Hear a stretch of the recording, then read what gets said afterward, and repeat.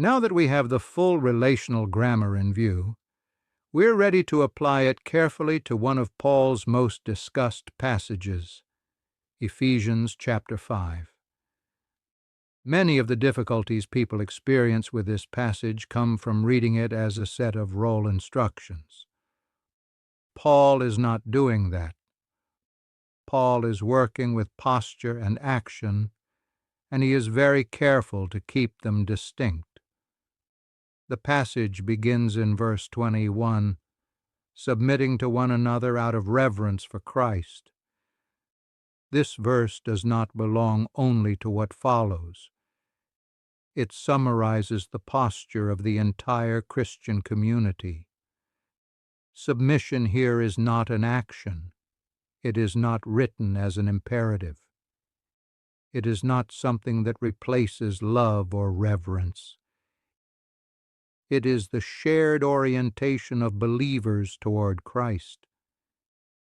Submission names how Christians stand under Christ together. From this shared posture, Paul then gives specific commands.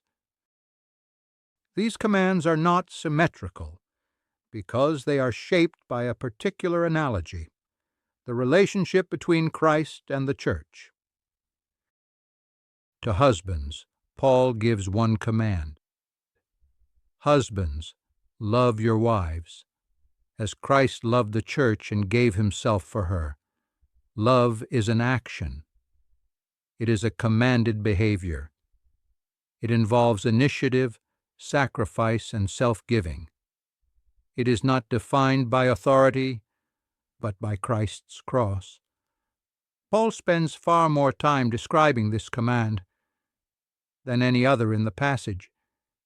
He explains what this love looks like. Christ gives himself.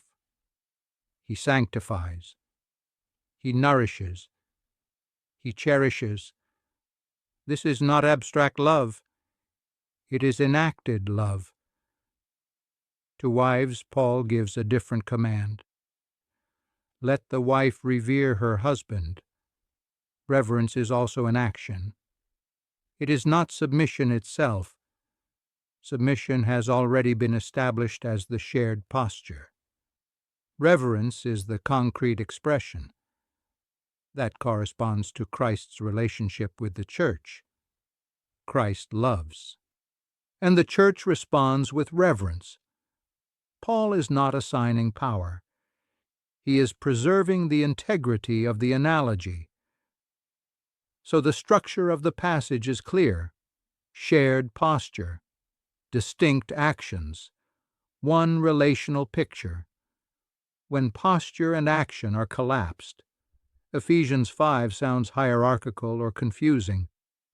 When they are kept distinct, the passage becomes coherent, Christ-centered, and deeply relational. In the next video, we'll focus more closely on why love is the only command Paul gives to husbands.